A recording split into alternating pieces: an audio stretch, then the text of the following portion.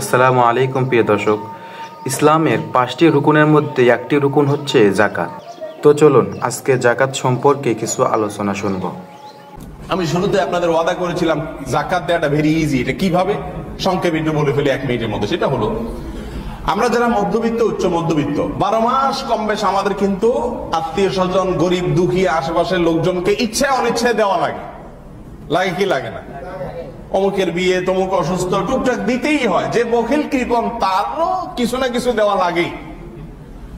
তো সহজ বিষয় হলো, আপনি এটা যাকাতের নিয়ত থেকে দেন। ধরুন আপনার যাকাতের হিসাবটা আপনি রমজান মাসে করবেন, কিন্তু এর মাঝে যদি কোনো অভাবী মানুষ আসে তাকে দিতে হয়, সে যদি যাকাতের হকদার হয়ে থাকে, তাহলে তাকে যে টাকাটা দিচ্ছেন তাকে বলে দেওয়ার দরকার নেই যাকাতের টাকা। তাকে দেন যে তুমি খরচ করো, মেয়ে বিয়ে দাও, জামা নয় করো, তাকে টাকা দেন। কিন্তু আপনার নিয়ত থাকবে কিসের? যাকাতের। পাশে একটা ডায়েরি রাখেন, ডায়েরিতে লিখে রাখেন যে এত তারিখ অমুককে দিলাম এত টাকা যাকাত থেকে। এবার রমজানে যখন যাকাত হিসাব করবেন, ধরুন আপনার যাকাত আসছে 2 লাখ, আপনি দেখা গেল যে সারা বছর ধরে মানুষকে 2 লাখের বেশি দিয়ে দিচ্ছেন, তাহলে তো আপনার যাকাত আদায়ই হয়ে গেছে। কথা কি বুঝাতে পারি নাই? Very easy. শুধু নিয়তটা করে নেন, হিসাবটা করেন, তাহলে সহজ। মনে রাখবেন, এদেশে অনেক বড় মানুষ আছেন, অনেক শিল্পপতি আছেন, বা আমরা অনেক সাধারণ মানুষও আছি যারা লামসাম কিছু দিয়ে দেয় যাকাত হিসাবে। থোক আছে না নেই? থোক কিছু দিয়ে দেয়। 50,000, 1 লাখ, 500 লুঙ্গি কিনে দিলাম, কি দিছে? যাকাত দিছে। এটা কিছু গড়া ফেলছে। হ্যাঁ, এটা কখনো যাকাত আদায়ের পদ্ধতি না। পাই পাই করে আপনাকে বের করতে হবে যাকাতযোগ্য সম্পদ কি কি। যাকাত ক্যালকুলেশন এখন ভেরি ইজি। আপনি চাইলে বিভিন্ন ফর্ম আছে, ফর্মগুলোতে আপনি ফিল আপ করলে নিজে যাকাত ক্যালকুলেশন করে বের করতে পারবেন। অনলাইনে অনেকগুলো বের করা যায়। অতএব যাকাতযোগ্য সম্পদ কি কি? গবাদি পশু যদি পরিমাণে অনেক বেশি থাকে, সেই সাথে সেগুলো যদি আপনার চড়ে পুড়ে খায়, খামারে না, তাহলে তখন যাকাত আসবে। ফসল, যে ফসলটা নষ্ট হয় না, যেমন আলু, পেঁয়াজ, ধান, যেগুলো সচরাচর নষ্ট হয় না, যেগুলো সবজি তরকারি, এগুলো তো নষ্ট হয়ে যায়। তো যেগুলো নষ্ট হয় না, থাকে লং টার্ম, সেরকম সবজি যদি হয়, সেগুলো কোন কোন আলেমাদের মতে 16 মণ, কারো মতে 25 মণ হলে, তখন যতবার হবে বছরে ততবার সেখান থেকে 5%, 10%, যদি সেটার উপরে আপনার বৃষ্টির পানিতে হয় তাহলে একরকম, আর নিজে পানি সেচন করলে আরেক রকম। আজকাল তো বৃষ্টির পানিতে ডাইরেক্ট হয় এরকম জিনিস নাই বললে চলে, পানি সেচন টুকটাক করাই লাগে। অতএব আমাদের জন্য আপনার 100 ভাগের 5 ভাগ, এটা আমাদের জন্য প্রযোজ্য। এটা দিতে হবে হলো ফসল থেকে।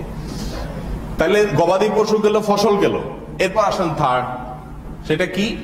থার্ডটার ভিতরে সবগুলো আছে: নগদ টাকা, স্বর্ণ, রূপা এবং ব্যবসার মাল। এই ব্যবসার মাল বলতে আপনার দোকানে মাল আছে, গোডাউনে মাল আছে, যা আছে সব। নগদ টাকা, সেটা ব্যাংকে আছে, কাউকে দিয়ে রাখছেন, নিজের কাছে আছে, ক্যাশ আছে, যেভাবেই থাকুক, এই সবগুলো। স্বর্ণ, রূপা, এই সবগুলোর যাকাত 2.5%। শতকরা কত? 2.5%। বছরে একবার দিতে হবে। আর যেটা দিয়ে আপনার উপার্জন হয়, ধরুন আপনার একটা বাড়ি আছে, একটা গাড়ি আছে, একটা বাস আছে, একটা বাইক আছে, এগুলোর যাকাত দিতে হবে না আপনাকে, কারণ এটা থেকে আপনার উপার্জন আসে। যেটা থেকে উপার্জন আসে, এটা মূলধনের উপরে কি আসে না যাকাত। যেমন আপনার জমি আছে, 10 বিঘা জমি আছে, জমির ফসল আপনি উৎপন্ন করেন, তাহলে জমির উপরে যাকাত আসবে না, কিন্তু ফসলের উপরে কি আসবে? অতএব আপনার এই বাড়ি থেকে, গাড়ি থেকে যে আর্ন হবে, ইনকাম হবে, সেখান থেকে যদি আপনার জমে খরচের পরে, তাহলে শতকরা 2.5% করে আপনি দিবেন, আর না হলে দিতে হবে না। অতএব যাকাতের আরো বিস্তারিত মাসাইল আছে। অনলাইনে আমাদের একটা ভিডিও আছে যাকাতের 50টি প্রশ্নের উত্তর, সেটা আপনারা শুনে নিতে পারেন। যাকাত সম্পর্কে জানবেন এবং জেনে দেওয়ার চেষ্টা করবেন। আর সর্বশেষ কথা হলো, যাকাত এটা যেহেতু ফরজ ইবাদত, এটা প্রকাশ্যে দেওয়া উত্তম। প্রকাশ্যে দেওয়া উত্তম, কারণ এটা ফরজ ইবাদত। নফল দান যেটা, সেটা গোপনে দেওয়া উত্তম।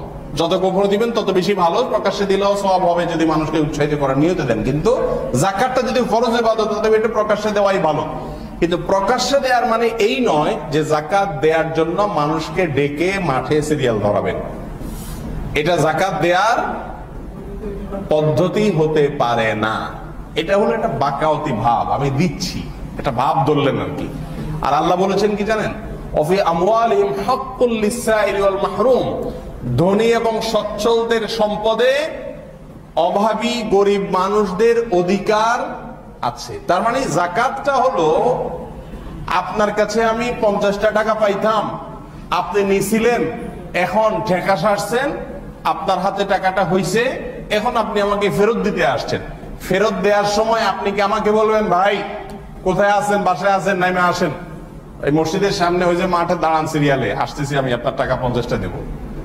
এরকম করবে কেউ? কেউ করবে এরকম? করলে তো মায়ের খাওয়ার ব্যবস্থা হবে, তাই না? মিয়া বাজার করতে গিয়ে আটকা পড়ছেন, 50 টাকা হাওলাত নিছেন আমার থেকে, ব্যাক করবেন, আমার বাসায় দরজায় কলিং বেল টিপা দিয়া বলবেন, ভাই শুক্রিয়া, থ্যাংক ইউ আপনার ঋণটা দেওয়ার জন্য। আপনি আমাকে ডাইকে এনে বলতেছে, মিয়া মাঠে দাঁড়ান, আমি আইতেছি। এটা কি দেনা পরিশোধের কোন পদ্ধতি হতে পারে? আল্লাহ তাআলা বলেছেন, ওয়াফি আমওয়ালিহিম হাক্কুল লিসাইলি ওয়াল মাহরুম, সচ্ছলদের সম্পদে গরিবদের অধিকার আছে। ওই দেনাদার সে যেরকম তার সম্পদে যেরকম পাওনাদারের অধিকার, ওটা যেন তার প্রাপ্য, গরিবের প্রাপ্য হলো যাকাত। অতএব সেটার জন্য আপনি তাকে সিরিয়াল ধরাবেন এবং দানবীর সাজবেন, মানুষ মানুষের পায়ের নিচে পিষ্ট হয়ে মারা যাবে, এটা কখনো যাকাত আদায়ের পদ্ধতি হতে পারে না।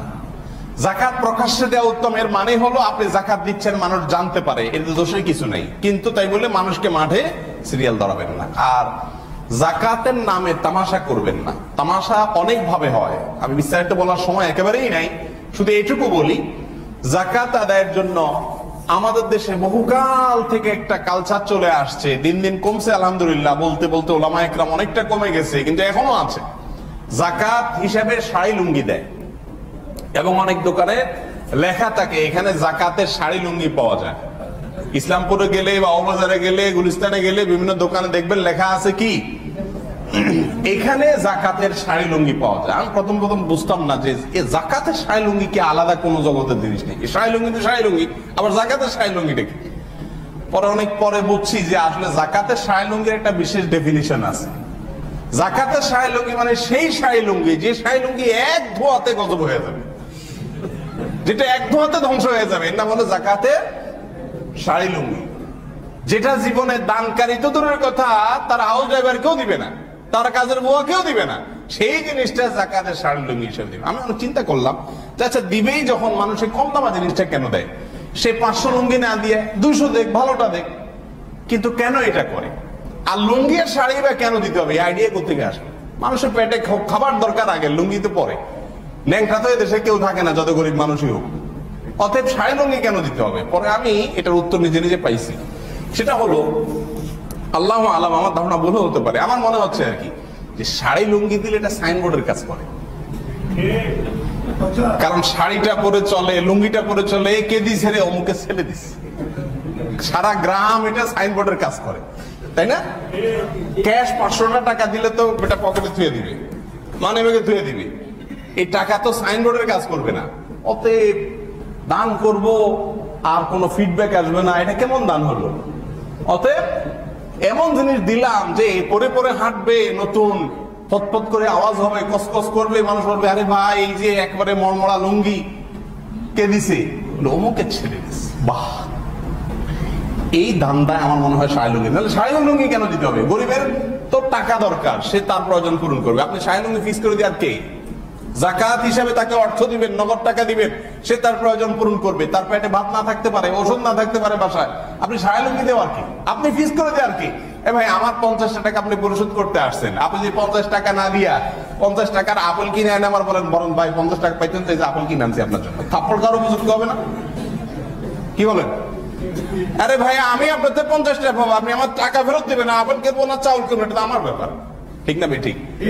গরিবকে আপনি টাকা দিবেন, সে তার প্রয়োজন পূরণ করবে, আপনি লুঙ্গি আর শাড়ি কিনে দেবেন, সে ধর যাকাতের টাকা। আচ্ছা, এরপরে আবার কম দামাটা কেন দেয়, সেটারও একটা কারণ আমার মনে হয় আছে। এটা আমার নিজস্ব ধারণা, ভুল হতে পারে। আমার মনে হয় যে কম দামাটা এই জন্য দেওয়া হয় যে, ধরুন তার বাজেট হলো যে থোক জাকাত দেয়, তো জাকাত তো হিসাব করে পাই পাই করে বের করে দেয় না, সব তো টাউটগিরি। গোটা সমাজটাই টাউটে পরিপূর্ণ হয়ে গেছে। আমরা ধর্মের নামেও টাউটগিরি করি, সব জায়গায় তো টাউটগিরি করি, আল্লাহর সাথে টাউটগিরি করি। 50,000 টাকার বাজেট আছে, ধরে করেন, মনে করেন তো 50,000 টাকা সে যদি 500 টাকা দামের ভালো লুঙ্গি কিনে, তাহলে লুঙ্গি দিতে পারবে কয়টা? 100টা। আর যদি সে 250 টাকার কমা লুঙ্গি দেয়, তাহলে দিতে পারবে কয়টা? 200টা। অতএব সাইনবোর্ড 100টার জায়গায় কয়টা হয়ে গেল? 200টা হয়ে গেল।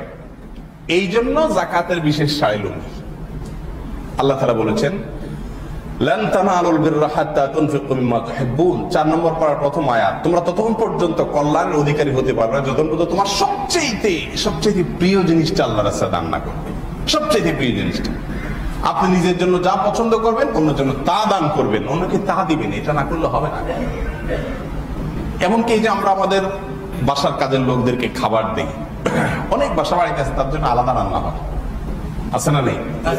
ব্রিটিশদের সবকিছু খারাপ, ব্রিটিশরা এদের দখল করে গেছে, আমরা তাদের সমালোচনা করি। তাদের যত নোংরা স্বভাব আছে, নোংরা আপনার তাদের যত আপনার কালচার আছে, সেগুলো কিন্তু আমরা খুব সদম্বে রেখে দিয়েছি।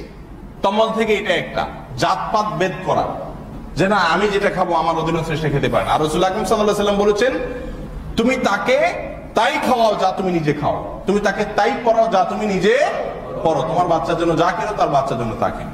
এটার জন্য একটা বড় কলিজার দরকার হয়। ছোট লোকদের জন্য এগুলো, ছোট লোকরা এগুলো পারে না।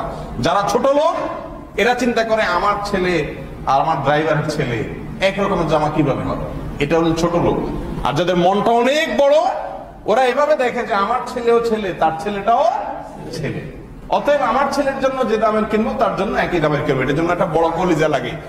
আল্লাহ তাআলা আমাদের কলিজাগুলো বড় করার তৌফিক দান, আমাদের মনগুলোকে আল্লাহ তাআলা বড় করার তৌফিক দান করুন। যাকাত দেওয়ার নামে তামাশা নয়, পাই পাই করে হিসাব করে যাকাত দিবেন।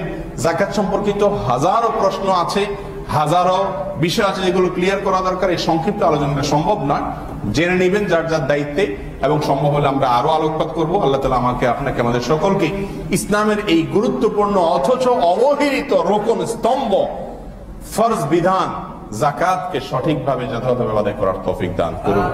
জাযাকুমুল্লাহু খায়রা ওয়া আখিরু দাওয়ানা আলহামদুলিল্লাহি রাব্বিল আলামিন।